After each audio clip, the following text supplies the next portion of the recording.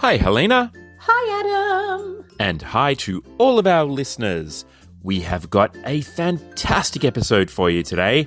But before we introduce our first guest, Helena, why don't you tell us about yourself? My name is Helena High Note Sticks. That's not what my mum blessed me with, but we're going to roll with that.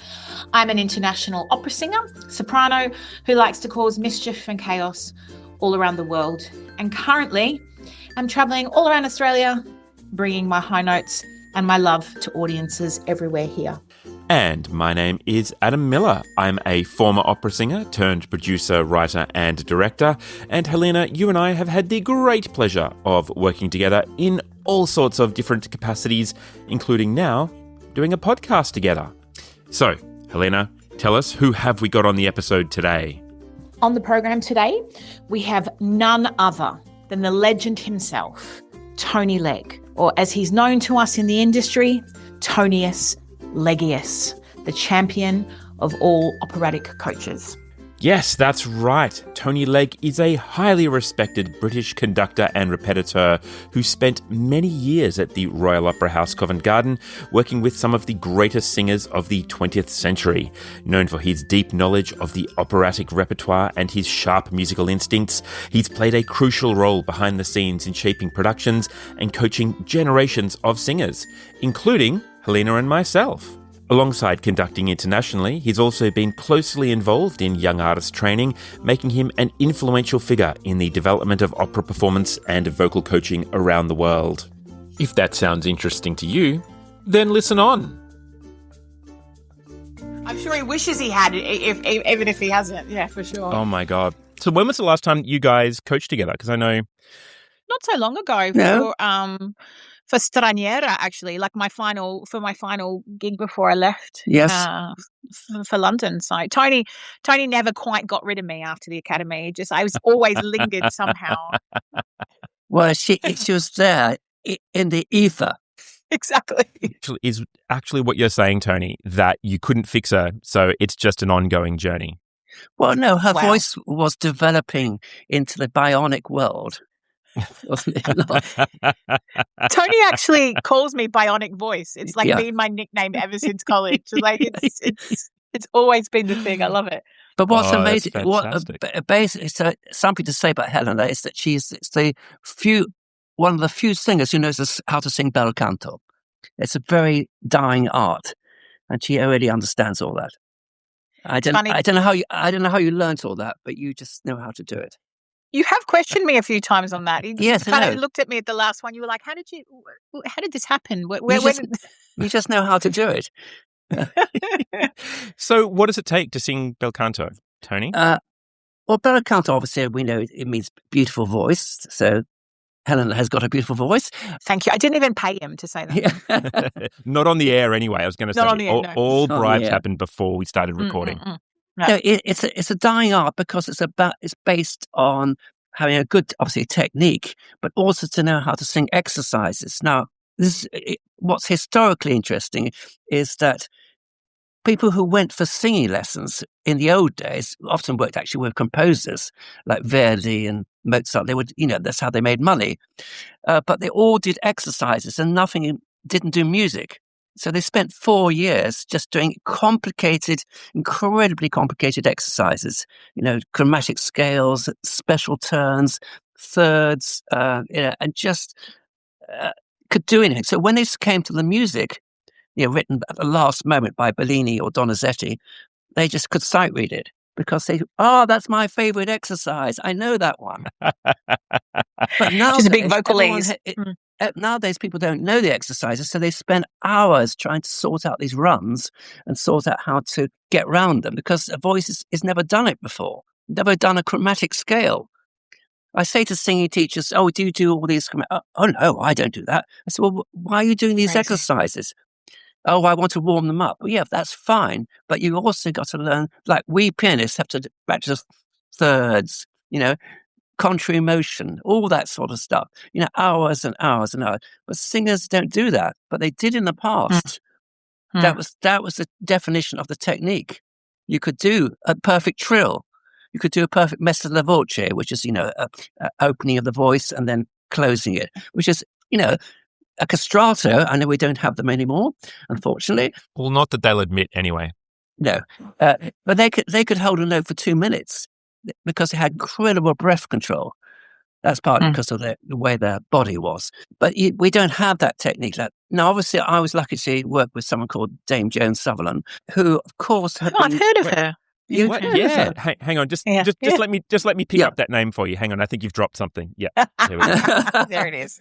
But she had obviously been taught by Richard to hours and hours when they first got married in this flat in Lancaster Gate in London to do all these exercises. And he wanted to extend her voice, and she didn't know what note she was singing. And he wouldn't tell her. And he kept on transposing everything. And in the end, of course, she got a top D, and then she got a top E flat. And because she never had that before when she was at Covent Garden. So she had that technique, and that's how she learned. She didn't know why that was happening. Yeah. My first teacher, Margaret Nisbet, was friends with Joan and Richard, and she was overdoing Sadler's Wells at the time. And so when I first came to her, and I thought I was, I genuinely at that time thought I was Ella Fitzgerald. Like that's where I was going. And she said, "Darling, I think you can sing opera." And I was like, "That's hilarious." And for the first 6 weeks, she would not allow me to sing a song. It was all scales, Good, but all there you breathing. Yeah. And it's funny because I look back on it now and I'm like, oh, yeah, makes perfect sense. But I was so angry at the time. I was 15 at the time. And I was like, look, can you just let me? No. She said, you have to learn discipline. You have to learn how to sing a scale. Brilliant. You have to learn how to breathe. Yeah. And I remember she said, okay, I'm going to take a deep breath and I'm going to count 1, 2, 3, 4, 5, just count on the one note. And she said, I'd like you to do that and see if you can get a high score. And I was so arrogant. And I was like, oh, well, I can get so I did it. And I think I got 12 or something, something ridiculously low. And I looked at her and I was like, is that good? And she said, well, darling, I can get 163. And I was just like, wow. What? And the instant Helena competitiveness kicked in, and then that was good. It was good for me because then I was like, okay, wow, this is actually I'm in this for the long haul. So yeah. So what you're saying is gamify it. That's how we do it. We just set scores and go further. I love it. Let's do that. But that's interesting. Now you've now told me the secret how you do it. Now I know why. I never knew that before. So she taught you basically at the my basic technique was that. Yeah. And it's absolutely. very boring, extremely boring. But now singing teachers. I mean, I don't want to be too outrageous, but I see them sometimes. Oh, no, be outrageous. Bring it on. They're in the studio and they sit at the piano playing a piece of music for them and coaching them. You say, but that's not your job, because one, you don't notice that their posture is wrong. Because you're not looking at them, you're looking at the music, and you're missing everything. And also, you're in a small room; they're standing sort of just by the piano. I try and get people, depends how big the room is, to stand away from me as far as possible so I can hear them. He does that to me regularly. Yeah. Just go away, and it's all personal, absolutely personal. Helena, I put a shield in. Could you just go outside the front door? And it's difficult because, I mean, actually, my wife often says, oh, I didn't like that singer. They weren't. I said, you're listening through concrete. It's a wall between the kitchen and the music room. You can't judge someone through a wall. But she does. Oh, come on. Fair I was going to say, I think she can. I think we all should judge more. I like but you understand that this is very boring, this technique. Situation. And of course, people want to do the exciting stuff, learning a piece of music, but then they actually don't have the technique to do it. So when you get to a kind of melisma, or when a lot of one word for a lot of notes, they can't do it. And you say, well, let's try an exercise based on that. Oh, have you ever done that exercise? No. Okay, well, let's have a new exercise. Take it to your singing teacher, and I would like to learn a new one, and then things can happen. that whole thing of singing teachers, watching their students, which is like I've now set up a studio here in Melbourne. Brilliant. And that's the exact excuse that I use for not playing the piano correctly at all. I just play the note and I say, "Come on, I'm watching you. Let's go. No, that's good. Let's do it." Yeah, yeah, absolutely. Yeah. But you see, they get so involved in playing the piano, and then maybe they're reading the notes, maybe some difficult song, then they miss it. It's not a lesson. I remember my teacher over in Italy had an acoustically dampened room the first time I went over to study with him. I was there for about 6 months. And again, it was nothing but scales, was not allowed to sing a song, was not allowed to sing out of the studio. So I was there every day. Yeah. But brilliant. He said, "No, I don't want you to sing at home. I don't want you to singing songs. We are just working on these exercises." And I came away at the end of 6 months assuming I couldn't sing. I went, "Oh, well, that's kind of me. I guess I'll do something else." Because totally aside from all the technical work, he just, he gave no positive feedback. But I walked away going, "Oh, okay, well, that's it." And walked back to Australia and I had a technique. I had things I could do. And it was astounding. It was really, really fantastic. But you're absolutely right. It was all about the scales and it was about the mechanics of the voice and building up all of that like a brick at a time. And the other thing that finished out, I always even ask singing teachers this. I say, when you do exercises with your pupils, what do you do? I do scales, arpeggios, and all that stuff. I do chromatics. No, I didn't. Okay. So I said, why do you always push every exercise up a semitone? You play a new chord and you make them sing it up a semitone. Why do you do that? I don't know. Well, why do you do it? Because I've always done that. So I said, well, there is a reason which all singing teachers have done that. One is you have to learn a shape to go all the way through your range. So, you can do a scale, for instance, or an arpeggio, but you need to be able to go all the way up into the whole range. And also, you can't drop your voice at the end of the exercise. You can't go, you can't drop it because it's going to go up a semitone. So you sing in a different way. So you feel that da-da-da-da, and you wait for the singing teacher to play the next chord, then you put it up, So you sing in the correct way. When they sing music, which is all written down, unfortunately, they look at it and it all looks wrong. They don't do that. So I said, let's sing this melody, and now let's try it. We're going to now, at the end, I'm going to put it up a semitone. So be ready for me to do that. And then they suddenly support the voice at the end of the phrase. Yeah. Oh my God. I taught for a fair while, but I'd never actually analysed why I'd done those things. I was thinking about other elements, but I'd never gone, why do I go up a semitone each time? And of course, it's been going since, when I say 1662, when they first started teaching singing. It's become a normality, but no one now knows why. Wow. Yeah, absolutely. I have to say, I had to do a little bit of reanalysis of my teaching technique and of my own singing technique when I took over briefly from Helena when she was taking up a contract in Germany, and I stepped in for her, and I was teaching some of her students and listening to those students do a lot of these really technical exercises, and I still remember them doing the 1, 2, 3, 4, 5 and going, oh crap, some of them might actually go longer than me. This is not good.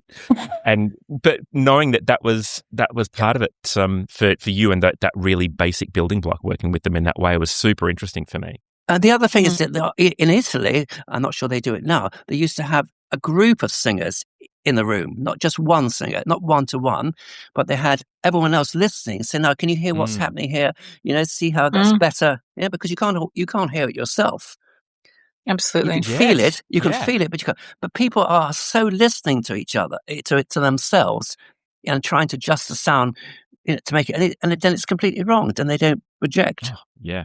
I had a student the other day who said to me, I said, I'm not asking you if you can hear what you're doing, but can you feel the difference physically in what I've just asked you to do? And bless her, she went, yeah, kind of, but actually I did hear it, but not in here. I heard it from the corridor coming back into the room. And I was just like, cool. Okay. That's cool. When it hit you, did it immerse you? I mean, I'm not sure what to answer to that, but okay, yeah. But it's very interesting. But when, for instance, just to drop names, but when if I rehearse at Covent Garden and you're in the studio, and it's quite obviously a big studio because you're rehearsing the production, you think, oh, that singer's, really strong, fantastic, yeah, and that's good, oh, that's great. Then you get onto the stage, you have the stage pianos, you suddenly, oh my God, we have a problem. Because obviously a cast has to be balanced out. So if you've got a Bulgarian bass who probably doesn't even sing out at the rehearsals, but then suddenly tries out the bit, everyone else sounds nothing. Because they don't know how to project. See, they sounded good in the studio because you were close to them. Of course, yeah. And of course, it's great with even famous conductors. They're always telling singers to shut up in a rehearsal because they're only 4 feet away. So what the international singers do is they always mark at music rehearsals, never sing out. And the conductor says, that's great. I want you to be exactly like that. That's brilliant. Absolutely like that. He says, yes, maestro. Yes, maestro. Of course, maestro. Of course they're not going to sing like that. They won't be heard because they've got an orchestra playing who can only... And the other problem about an orchestra is not that it's loud, but a clarinet, when it's told to shut up by the conductor, will just say, yes, maestro, and play the same way. And then he says, or he or she will say, oh, that's much better. They're playing exactly the same because they know the instrument cannot play below a certain level because it won't sound. It won't actually play. I mean, a flute can do it probably softer than a clarinet. But, they know how their instrument works. A singer needs to know how their instrument works. They obviously have to play the game and be polite to conductors and, mark, to keep the voice, not fully out there. Because conductors never going to be that close to you again. They're going to have an orchestra in between. One of my first auditions that I did in London was for the group that do the concert from scratch at the Royal Albert Hall. And I auditioned for Carmina. And I think it was the conductor that used to run that. Was it?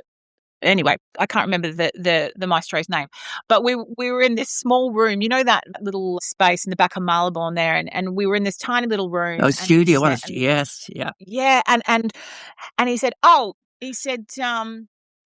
were doing the Dolcissime, and he said, it's a bit loud what you're doing. He said, have you got any more pianissimo? And I said, yes, maestro. I said, absolutely. But just to be clear, are we talking pianissimo for the Royal Albert Hall or are we talking pianissimo for this room? And I did it with a smile and he just went, well, yes, I've been told. That was noted, and you are hired. And I was like, God. But it was a valid question. It's absolutely a valid question. But I'm not going to come off the voice to do that, But the famous conductors, I mean, I won't mention any names, who fall into this trap because they've got fantastic ears and they're fantastic musicians, but they forget that they're only 4 feet away. They're never going to be that close to a singer ever again. Thankfully. Which is probably a good thing. Yeah. Absolutely. So I think we've quite clearly established already, like, you are just an amazing musical intellect and have the brain the size of the universe. What is the journey? How did we get from little Tony Legge into the Tony Legge that we all know and admire today? Where did you start, and how did you realize that you're going to be what you're going to be?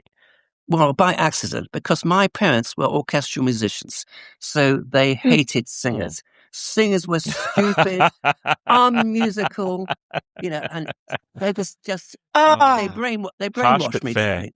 And so someone, when I was at university, they said, would you play for, I think it might have been someone like Mark Elder or something when he was young, said, would you play for Dido and Aeneas rehearsal? I said, no. Why do I want to play for a singer? Oh, God, no. He said, no, but I do need a pianist. I mean, just please, could you come? So in the end, I had to go. And that was fine. I sort of suffered it. And then, but then after university, I didn't know what to do. Like I wanted to be a musician, but I didn't know what kind of musician. And a friend of mine had gone to the place called the London Opera Centre, which doesn't exist anymore, which was down in the East End of London in a huge cinema, which is where Covent Garden used to rehearse as well. So I went just there for a year to be a repetiteur and play for the singers. And I suddenly found I had an ability, which I never knew. I suddenly had an instinct how singers work, because you can't explain it. You can't read a book about it. And No, they're a beast of their own, yeah, to be fair. So then I joined the staff on the opera centre, and then went on from there to opera companies, Scottish Opera and then English National Opera. But the thing was, my parents were completely horrified. They said, "How can you do Did they it?" banish you? They banished you from the family. They sort of would. My father would creep into rehearsal and think, "What? How can you be doing this?" Yeah, because they have been brainwashed in an orchestra, because the orchestras are better now, but they used to be so rude about singers, because of course they're doing something off by heart, whereas they're playing with music, to they're acting and running around the stage, and sometimes it doesn't quite be in tempo. I remember Anne Murray doing some rehearsal of Eric's Handel, and she had to sing an aria but fall off the back of a sofa at the same time. So this conductor said, "Oh, Anne, you're not quite in time. Can we sort this out? You're not." Yeah. So she goes up to him. She walks straight off, bound the sofa, right in front of him, which is always intimidating for a conductor, and say, "Okay, let's just sing through this bit." So she sang for it, because he had already done music rehearsals, sang it perfectly. She said, "Right, you know that I know it. You know how it goes. Let me now learn how to fall off the back of a sofa while singing it." Fair enough. Absolutely. Because that's a great way to handle it as well. I love that. You have to. Sometimes you have to just say, explain it, because they don't understand, conductors, that you're falling off the back of a sofa. I was doing a production of Attila, and we had, for Santo di Patria, instead of standing there and being, all victorious, I was part of a karate club of women, and all these actresses were doing like ninja kicks and stuff, and the director wanted me to lead it. So I was doing all my high notes whilst like jumping and punching, and in the first kind of week of rehearsals, Maestro kind of pulled me aside. He was lovely, and he said, "Helena," he said, "you kind of singing it now like you're punching as well, like," and I said, "Yeah, that's a valid." So I had to spend so long, actually then reworking the physicality of trying to get it to, and I did, and I was really proud of myself in doing that. But yeah, it's you have to have someone that understands those things 100%. Yeah. I mean, it's brilliant that people act now. I mean, obviously in the old days, in Bellini's time, they just stood there and sang. They didn't have directors. They had stage managers that said, "You come in for stage right, sing your aria," and they go off stage left. Fine, thank you. And then you do it yourself. And you just, obviously looking out front, you make sure your voice is projecting, and you'll have your eye on the. You also had a prompter. That's the other problem. Oh. Obviously, places like the Met and the Wien Staatsopera in Vienna, and they have prompts still. It's a beautiful other gift. places have got rid of them because the director or the designer says, "Oh, I can't bear that box in the middle of the stage." But the problem is, then I have directors say to me at stage orchestras, "Why are they not doing my production? Why are they all changing it?" I said, "Because they have to be able to see the conductor out of the corner of their eye, because they have no prompt." Now, if you had a prompt, they wouldn't need to do that. You could do your production perfectly, because you have someone shouting out the words. Yeah, they don't consider that, do they? No. So it's difficult for singers now, and it's amazing what they can do. They're much better than they used to be in that sense. Incredibly musically. I mean, the people who I worked with originally when I saw first freelance were people at Covent Garden who came out of the Second World War. The David Ward and Michael Langdon, all these people who were incredible voices, but never been to a college or academy. Just a different time. Opened their mouth and sang. So they had to be note bashed. I had to play all the notes and spend hours just going over one page. But by the end of that time, they had memorized it because they couldn't really read music that well, and they had it in their voice because they just didn't get put off what it looks like on the page. See, people see on the page the music going up and down, so they go up and down with their voice. But that's not the way you sing. No. You have to sing in a shape. I've been lucky to have those people at the beginning. I didn't understand that at the beginning, that just hours and hours of note bashing. But you didn't have to talk about interpretation because they understood the whole world of opera. They knew how they've seen dead bodies. They've seen everything. Nowadays, of course, people haven't had that experience. And do you think that's the biggest change from then to now, in the sense Yeah. of, Yeah. you know, now singers are obviously expected to do a hell of a lot more, and Well, not only that, if you learn a role and you know it backwards and inside out, which they did because it was such a slow learning process. When Marilyn Horne turned up in Italy somewhere to sing Rosina, and so she sang Una voce poco fa, brilliantly with this fantastic, drum. And it was Claudia Bardo conducting, who'd never, met her and was sort of newish at the time. And he said, come scritto, just sing it as actually on the page. So she said, excuse me, sorry, what did you just say? I said, come scritto. She said, okay, I've got a solution. I'm going back to my hotel, and if you want my Rosina, you ring me up. Otherwise, I'm going to fly back to America. And so they had to ring you up and said, please, would you come in? We would like your Rosina. We want your version. Yeah. But I mean, it's like if you wouldn't tell a pianist playing Rachmaninoff 2, Piano Concerto Number 2, wouldn't say, oh, I don't like the way you play that. I want you to change it. Which did happen with one pianist, and they had a big row, and they had to bring the agent out to sort it out. Because you don't do that to a violinist, but they do it to singers. Say, oh, I don't like the way you're doing that. You say, well, sorry, that's the way I do it. That's the way I spent 3 years learning this role. You might have just picked the score up, but that's the way I want to do it. An interesting point. That's an interesting point, Tony, actually, because when I'm coaching, especially in bel canto, when I've got students who are doing bel canto stuff, a lot of the young artists will ask me, because I'll say to them, look, bel canto is all about creating what's great for you. You've got to find your strengths and you've got to show them off. So when you're, doing your cadenzas or writing your ornaments or, doing that thing, but it's got to be yours. It's got, and they say, yeah, but what happens if we spend all this time creating that and then the director says, that they hate it? And I said, well, it's your job to convince the director that you can still do what you're creating, but within the kind of dramatic context of what they'd like to do. But it's a great question, because especially those kind of things which have more freedom about them is really interesting. I mean, it's hard rehearsing because people can stop you and criticize you. The great thing about a performance is when you do a performance, no one's going to stop you. Which is great, such a relief. And you only sing it once, you don't keep repeating it, which is tiring. You do 6 hours of rehearsal, keep on doing the same bit, and it's very tiring. Whereas in a performance, it's great. You get out there, no one can stop you, no one can say it's wrong, and often singers are afraid to do their whatever they said they would do at rehearsals, they go back to what they really want to do. And the conductor can do I have no nothing. idea. I have no idea what you mean. Helena nodding away there. But you're right, it's incredibly liberating. There is something so liberating about that moment that you get to own as a performer. Yeah, it's the best moment. And a performance should be sometimes more dangerous. And, some people have a fantastic ability to perform, which you can't teach.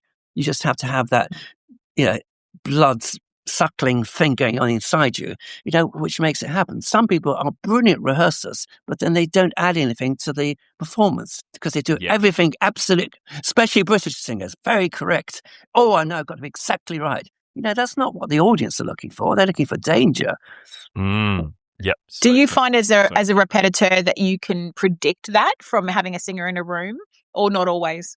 Yes, I can. I mean, you got to be polite to conductors and directors. Of course, you got to know how to deal with them. And that's sometimes I've had to teach people who are very experienced why they're having a problem in the studio. I said, I know he's a difficult director and he's got very strong ideas, but this is how you have to play the game. There's a game because this is the hard bit of life, not the performance. Because you get out there and do it, and either you do it well or you don't do it well, but no one else can get in the way of that. But you have to deal with this 5 weeks, 4 weeks of rehearsals. They're tiring. And some people can make you a victim, what that's called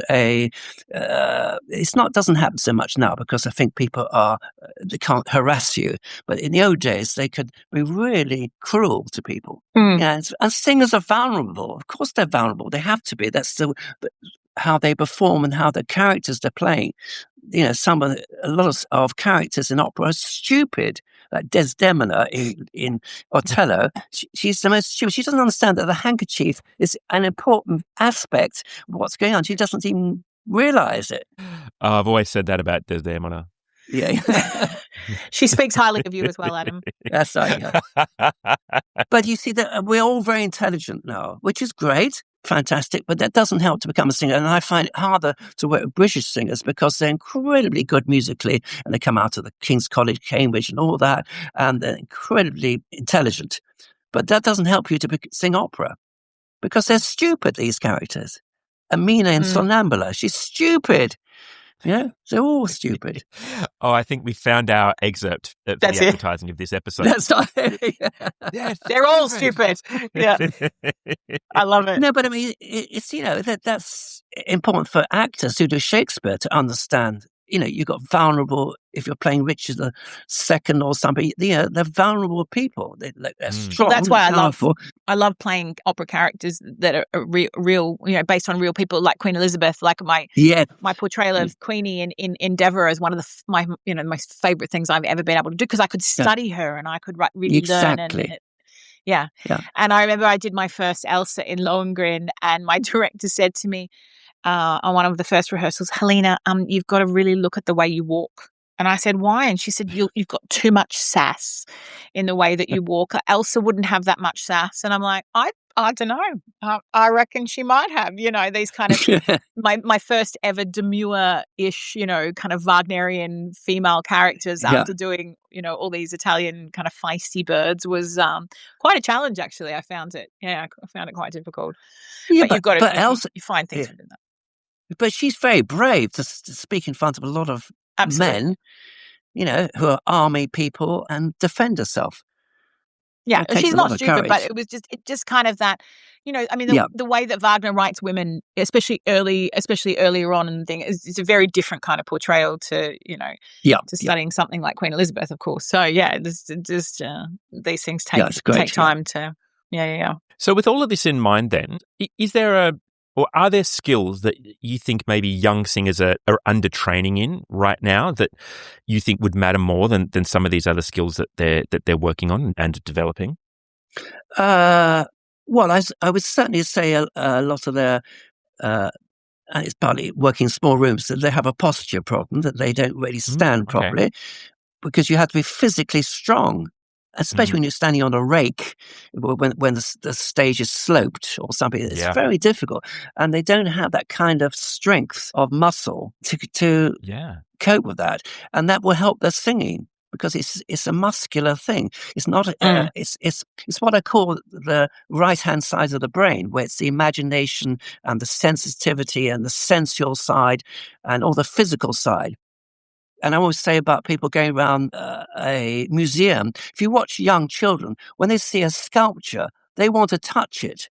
They want to feel it, which, of course, you shouldn't stop them doing because, you can feel it in the hands. It's cold, it's marble, and it's smooth and all that. So when they come away, in their hand, they have the sensation of what it felt like. Well, that's a bit like singing. It's of the physical memory of what it feels like. The audience touch the singers more. I like it. Yeah. It's like the singer who turned up at Covent Garden to sing to step in for rehearsal with Italian tenor in Rosenkavalier with Schulte, who was always playing practical jokes. So before this chap arrived, because he had to just suddenly catch the tube and get in as fast as he could, he said, to the pianist, put it higher, put it up a tone. Because it's high enough as it is. So he comes in, said again, and they got to this point, you go, sang all this stuff, perfectly. Really. And of course, it was upper tone, you see, and that was fine. In the end, they finished that rehearsal. And they said, thank you so much for coming. It's really, you've been so helpful to step in at such a short notice. And he said, that'd be fine. Next time, can I do it in the right key? He knew exactly what was going on. Because physically he could feel what the note should be. It's not that he had perfect pitch, but he knew what it felt like to. Of course, yeah, especially tenors. I know tenors are meant to be stupid. They're not stupid in that sense, but in all other senses, yes. Special is the word that I use. Special. Yeah, absolutely. So, Schulte, clearly a character. Who are some of the other funny to the core people that you've worked with? Because I mean, you're certainly known for having an amazing sense of humor. Who are the other people that you've really enjoyed bouncing off in your career? Well, Barenboim, he's always playing jokes on people. I mean, incredibly quick. You know, these people are incredibly bright and fast thinking and incredible knowledge. Not that they show it off, but you can feel it in the room. They don't have to say much. Other people are much deeper and much more, like I worked with Klaus Tenstedt. Again, a sort of frightening situation. Someone rang me up on Friday and said, could you go play for rehearsal Mahler 8 with the soloists up in North London for Tenstedt? Pick up the score, go to Covent Garden, pick up the score, because I didn't have a score, and go up there. So I go up there, and there's a pretty bad atmosphere, because Tenstedt he was suffering from cancer there, and he was not in a good mood. And he didn't know who the hell I was. Yeah. So I sit down at the piano, and I'm sight reading this music, which is not easy, and have all these 8 soloists sitting there. And what's amazing is that because he knew the piece inside, because he'd been in this small place in Germany where he learned all the repertoire. Then he came and appeared as a great conductor. And as I turned the page, I knew what the chord was instinctively over the page was, because the way he was conducting. He was not just conducting the music. Wow. You could feel the harmonies because he was so much in his bones. Anyway, that was fine. I got through it all, and he worked with all these singers. And the joke was, I went to the recording session the next day, and the 2 mezzos, because there are 2 mezzos in this piece, who he never said a word to during the rehearsal, were not there. He sacked them, and 2 more have flown in that morning. Yeah. Oh my goodness! So if a conductor says nothing to you, you know you're in trouble. It's almost worse. I totally agree with that.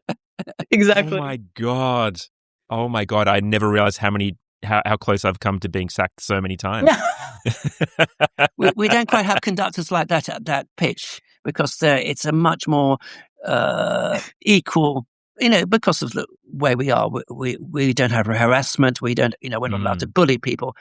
But in those days, it was much more powerful for conductors. Wow.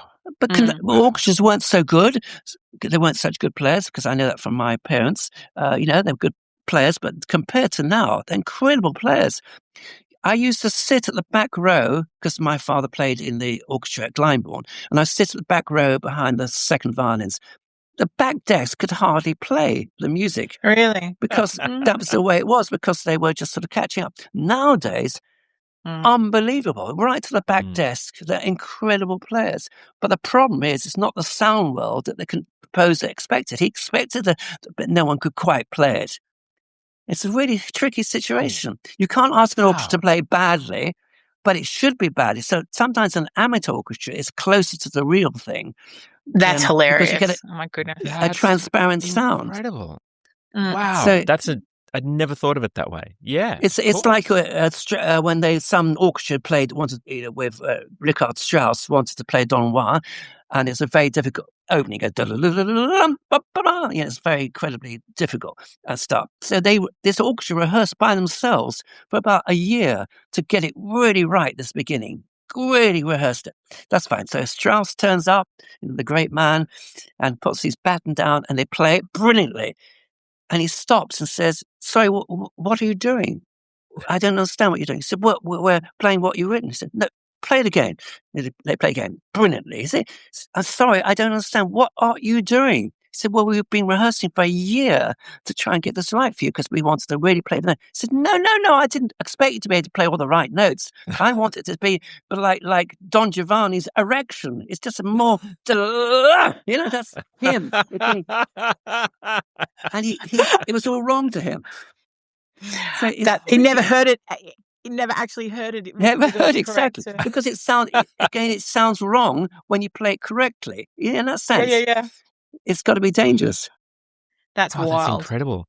It's the same, I guess, as Wagner, writing for Bayreuth and wanting that covered stage. And now we put Wagner out on open stages and put the singers in front. And you're there going, what are you doing? That's just so unfair. Like, you get none of that nuance and balance when they've just got to absolutely go hell for leather. And he didn't want the orchestra. He had an instinct like film music. He wanted the orchestra to be an undercurrent to the singer, so you can really hear the singers, the text and everything.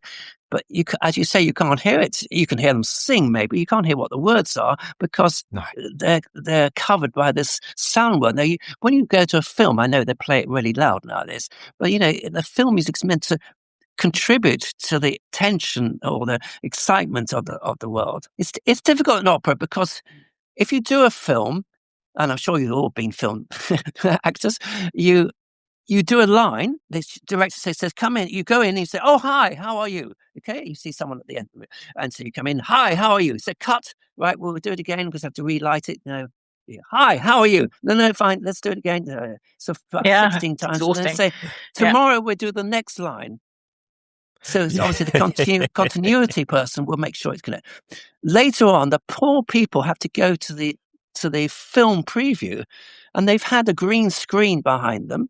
So they don't know what it's going to look like. 2, they've added music, which has completely changed the whole world. Because, if it's like James Bond, da, da, da, da, da, da, da, da, da, da, all that, it changes the whole atmosphere. So the poor actors must feel completely confused because it's nothing to do with what they did. Yeah. But because in opera, you have the music there already, which is really unfortunate. So they're all affected by the music. I said, don't be affected. Imagine it's film music being added on and stay in your own world, in your own line. Because sometimes the music in the orchestra is saying the atmosphere of the outside world or someone else on stage or some, tension which is inside you, which you're denying. You're saying, oh, I'm the queen. I'm perfectly all right when inside you're trembling. Yeah. But you mustn't be, you have to stay in your own world and not be affected by that sound. Of course. And like Verdi is, primary for, cha-cha-cha, cha-cha, like things like that. And you're going off to kill someone, there's all kinds of, That's right. Things like that. Yes. And those kind of rhythms are to keep the singers, of course, singers are famous for not being rhythmical, so they kept them in time. Sometimes you can tell that especially Mozart, he has a motor rhythm, which you cannot put it around. Oh, you know what? I feel like you've heard me sing some Mozart that I pulled around a couple of times, Tony. Yeah. Well, it's funny because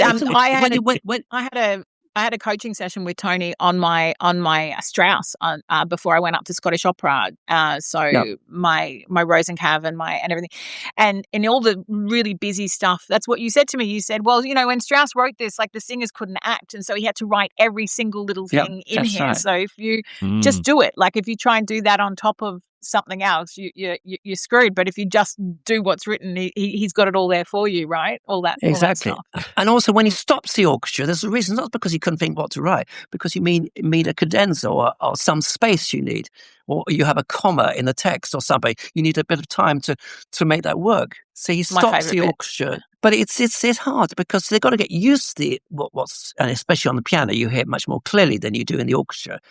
It's much easier when you get with the orchestra because it's more sustained, it's more legato, and it's not so close to you. You can't. Sometimes you can't. I'm sure on the stage you can't hear it at all. It's coming through the speakers, but you're rushing around and the bloody chorus are talking, and the stage hands are all screaming at each other backstage. And there's someone at the front waving their arms around. I know.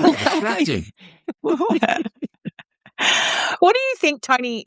What do you think it takes to like if you had to define what makes a good repetiteur? And of course you've done so many different things. You've worn so many different hats in your career, in your lifetime. But if you had to say to the next generation of repetiteurs, what is the key? What to make to being a good repetiteur? Is it about being able to listen? Is it being able to collaborate? Is it everything? Like, what do you think is the pinnacle of that? Well, you have to know the vocal lines. I make repetiteurs play the vocal line as if you were having to note bash for someone. So you know that as well as what's in the orchestra. Of course, they are brilliant pianists now. They're much better than they used to be. But then they play all these notes, which are not really helpful because the singer's not going to hear all those notes. It's too complicated. You've got to play more orchestrally. So all this viola parts go, but you don't hear it at all when it comes to it. I mean, it's an effect, but it's not something you can hear. But on the piano, you can hear it very clearly. So they play it like a kind of incredible piece of Brahms, but it's not going to be like that. So it's off-putting to the singers because they get such a shock at the Zitz probe when suddenly, oh my God, I've got something to support me. It's you can hear that they can hear the harmonies. Often they don't play the harmonies clearly. It's much clearer in the orchestra, the harmonies. And also they don't count because unfortunately they have the vocal line written in their vocal score. Now the orchestra do not have the vocal line at all. So they listen much more because they don't know what it looks like. So they instinctively listen. And they're much more flexible when they do Bohème. However good the conductor is, if the tenor starts dragging or schlepping, they will go with them. It's impossible for the conductor to sort it out. It's a nightmare in Bohème. It's a famous piece for it looks easy on the page, but it's not. Now, if you've got a pianist who keeps on following the singer or knowing what the singer should do and trying to correct them, which is fine. You have to do sometimes at the beginning, you have to correct them and go. But, you have to, in the end, follow the conductor. And if the conductor is speeding up and going much faster and it's not with the singer, you have to just do that to send a message to the singer that you got to be aware that something's going on with the conductor. And if you don't like it, you have to then sort that out. But a repetiteur is a huge job. You have to deal with the children. You have to deal with technical rehearsals. When you have the stage crew, often you have the piano off stage and they're shouting at you. Then you have to play so they can do lighting and all that. And then you have the stage crew standing around you, especially if you're of the feminine side. They will start making comments. They try to put you off. And you have to do backstage. You have to do backstage conducting. That's a very difficult art, incredibly difficult because you're always wrong because the sound has to get out through the set into the auditorium. So you have to be ahead of the beat so that it arrives at the right time. So it's a very that's an art form right there. Yeah. So, being a repetitor is very exciting in that sense because there's so many jobs and then you have to take notes from the singers, for the conductor. So you sit behind the conductor is saying, shouting or just indicating that he wants some note made. It may be for the orchestra or maybe for the singer. Or they turn around to you sometimes and say, the singer says something to the conductor and you say, yes, that was very good the way you're doing it. Then turns around to the person taking notes and says, who's the understudy? Oh, God. Oh my God. or you have Thomas Hampson, who does the whole rehearsal, and he says at the end to the conductor, "Thank you. I know what the notes are. I've just seen you give all the notes to the person behind you, so don't need to tell me. I know what they are." Because he doesn't want them coming around to the dressing room. Yeah. Oh, that's fantastic. But it's my not. God. And also, have to listen to balance. And a lot of conductors who are orchestral conductors have never had an assistant who listens to the balance, saying the orchestra's too loud. You have to sit opposite the back of the stalls. Sometimes you have to sit higher up. It depends where the acoustic is.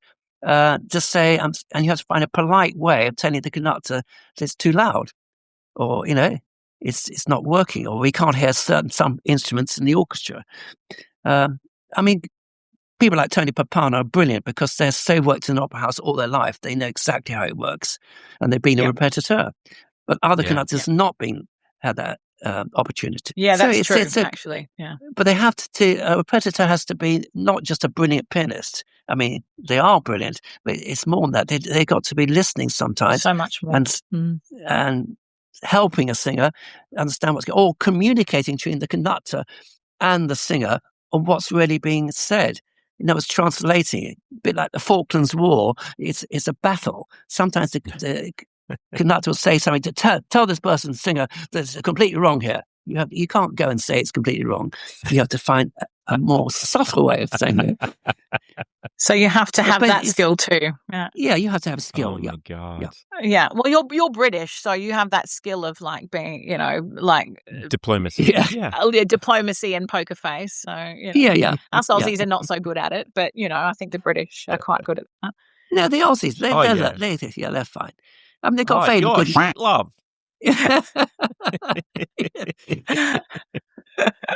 Or the or the conductor doesn't really want you to be singing that part because they want their girlfriend to do it. Oh. That can be a problem.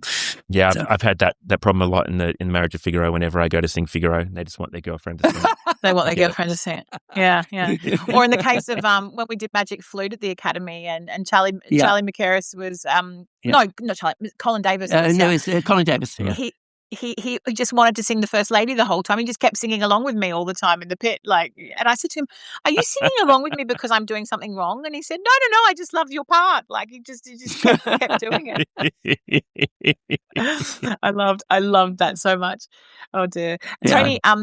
You obviously wrote the book on auditions and the art of auditioning, and it was always my Bible back when. And can you tell us any fantastic audition stories? Do you have any that kind of stick out in your mind that are memorable, whether it be good or bad? I do remember this lady who was middle-aged who turned up for general auditions in Opera Australia. And she came in, it was in one of the studios, and she came in with a plastic bag. And in it, she had a plant. She had obviously a big plant. She'd been to the market and bought it. That's fine. So we said, please, go up to the pianist and sort out your music. And so she takes her bag up with her to the piano and talks to the pianist. And then she takes the plant out of the plastic bag. And I thought, what the hell's going on? And she puts it on her head. She did because not. Her singing teacher said she had to have good posture. So she needed to balance this weight on her head. And Fred, as on the panel, we were under the table basically. Oh, I'd be gone. Yeah, I'd be gone completely. And I mean, auditions always are hard because it's the most artificial thing. Sure. Even for professional singers who are on the stage all the time, they're terribly nervous because it's one in the audience pay money to come and hear you, but the panel's not paying, and they're looking at the paperwork and checking and seeing, that photograph, especially for Americans, it doesn't look like that singer there because it's all been touched up. So we're comparing. Yes. I do often wonder what's actually really being said, like with a panel.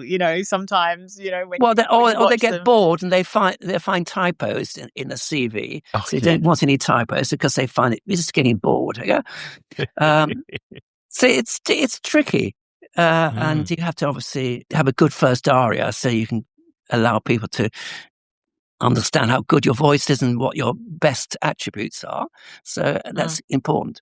I do remember some chap came in, he was a tenor, and he came in, he was very kind of laid back, and he said, we said, what would you like to start with? So, well, you choose, I don't mind, use it. So in the end, we chose something, and he sang it brilliantly. So we immediately said, you're not free in October, are you? Because he was really, so easy, and and he said, well, you have to talk to my agent. I don't think I know. Yeah. So that's fine. He sang it. So we'll sing an aria, sang that. And we said, you're not free next year because we're doing some Gilbert Sullivan. No, you have to talk to my agent. So anyway, later on, we talked to the person who was outside, which is the most important person, the audition organizer, the one who's out there taking the names. It's very important you get on with them because they pass messages onto the panel. Of course. And no misbehaving in the corridors. Yeah. Oh, yeah. So we said, this person, yes, I remember they had a phone call just before they went in for the audition. And I overheard it. It was obviously their agents saying they've been offered something at the Met to cover something at the Met. And so they probably wouldn't be available for anything for this audition. But please, I would suggest you just do the audition, be polite, don't do the audition. So, but don't tell anybody about this offer that you've got. So they obviously went in with a sense of confidence. It's kind of cool. He couldn't care less. And then we're not worried about because most people are worried, they're going to like my voice. Either you've got a Stradivarius voice or you don't. You can't change your voice. That's what it is. You can't go to Tesco's and buy a new voice, can you? You'd be going to Marks and Spencer's anyway, wouldn't you? What's that Tesco voice? What's going on there? Tony, you and I had this discussion way back when I was, studying at the Academy about the way that you present as a singer personally versus what you sound like, and going in and as I got older and more confident in my ability and in what I was presenting, I went into an audition not so long ago, maybe 4 or 5 years ago, I would say now, for a British company, and it was an all-male panel who were hearing me, and I'd never sung to them before, but they knew who I was, and they I was invited. It wasn't a cattle call. I was actually invited, and so I felt great about that. So I walked in, and it was that theatre, again, on just round the back of Baker Street, that Marylebone space that people use quite often. Yeah. And it was like, so they had the little kind of, the seats coming down and the stage and everything, but you had to walk through. And I walked through and I said, good afternoon, everyone. Lovely to meet you both. And I put out my hand to shake their hand. And I said, how is everyone? I just kind of had a little chat with them. And then I got up and I said, look, I'd like to start with blah, blah, blah, and I've also got this. And so I was really chatty with them, and I thought it went quite well. And then maybe a week later, my manager said to me, what did you do at that audition? And I said, I'm sorry, what? He said, what did you do? And I said, I spoke to them. He said, why did you do that? Why? Apparently they said that I was like far too bolshy and God. and I just thought, you can't win sometimes, can you? Like, No, I mean, can't. I am who I am. If you're going to hire me, I'm going to be bubbly Helena, because that's who you're going to get for 4 weeks of rehearsals.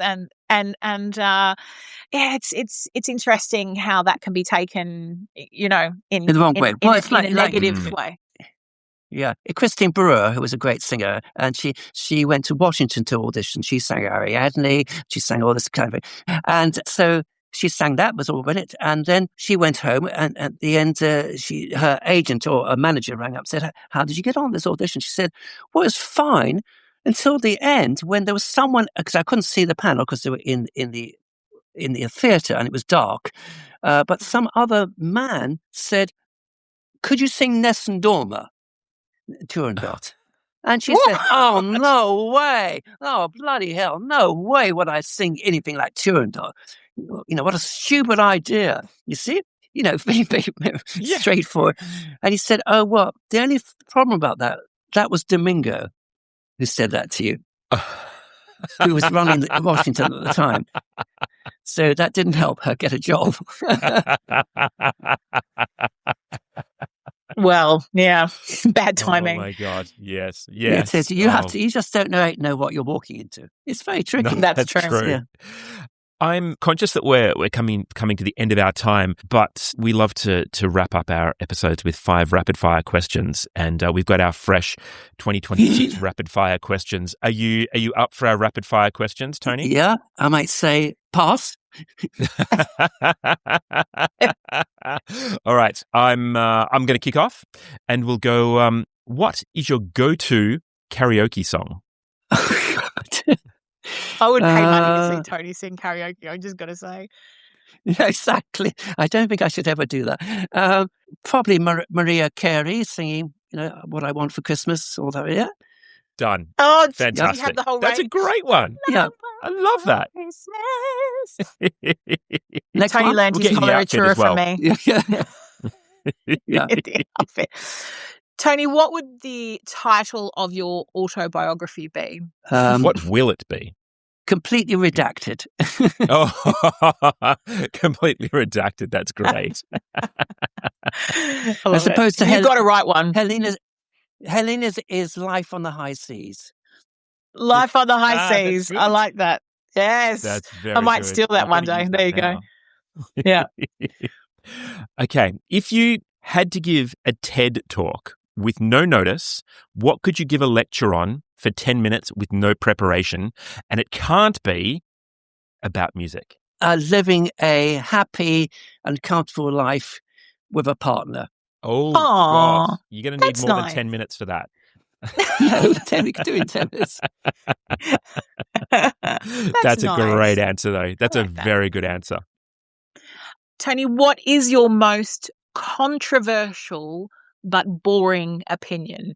Probably some of the things I've been talking about, bel canto and doing exercises.